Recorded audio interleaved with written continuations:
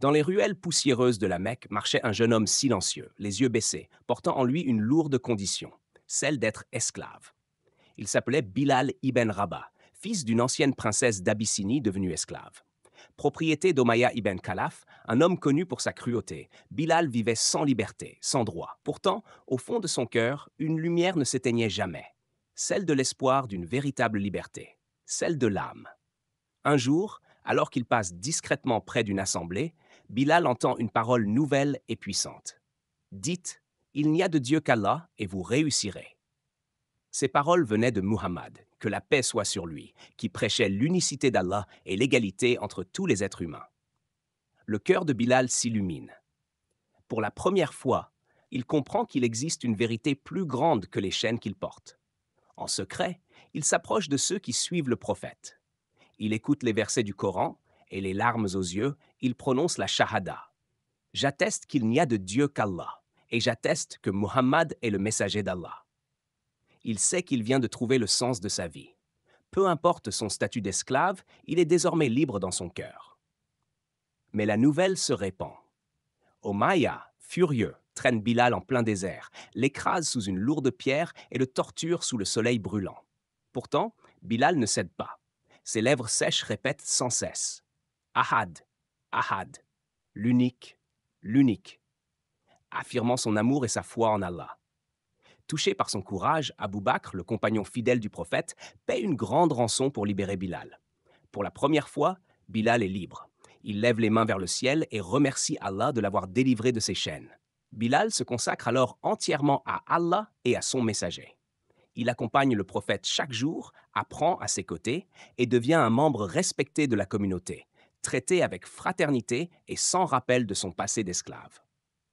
Un jour, à Médine, les compagnons cherchent comment appeler les fidèles à la prière. Le prophète reçoit une inspiration, un appel vocal. Il choisit Bilal pour le porter.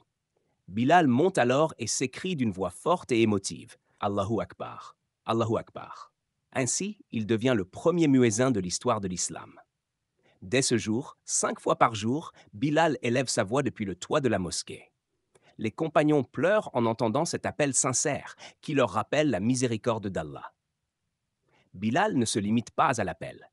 Il participe aussi aux batailles aux côtés du prophète, luttant pour que l'adoration d'Allah triomphe sur la terre, sans jamais chercher de vengeance personnelle. Un jour, le prophète lui dit Ô Bilal, j'ai entendu le bruit de tes pas au paradis. Bilal est bouleversé et apprend que c'est sa constance à faire ses ablutions et ses prières qui l'a élevé à ce rang auprès d'Allah. Lors de la conquête de la Mecque, le prophète ordonne à Bilal de monter sur la Kaaba et de faire l'appel à la prière. Sa voix résonne dans toute la ville, montrant que la vraie dignité est dans la foi, non dans l'origine.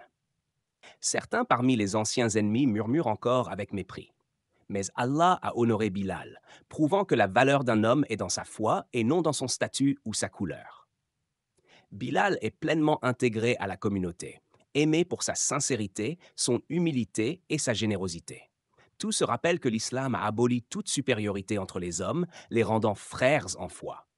Lorsque le prophète quitte ce monde, Bilal est dévasté. Il n'arrive plus à faire l'appel à la prière sans pleurer.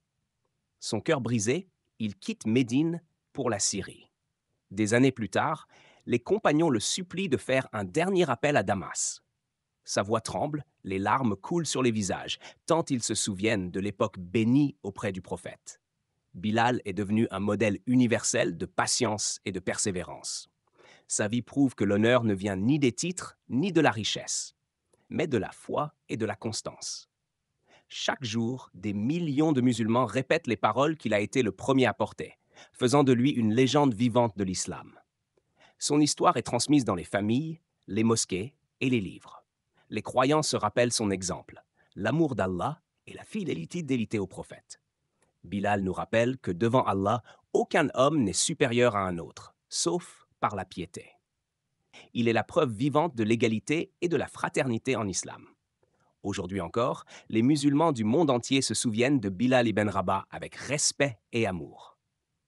Qu'Allah soit satisfait de lui, qu'il l'élève au plus haut degré du paradis, et qu'il nous donne la force de suivre son chemin, en restant sincères et constants dans l'adoration jusqu'à notre dernier souffle.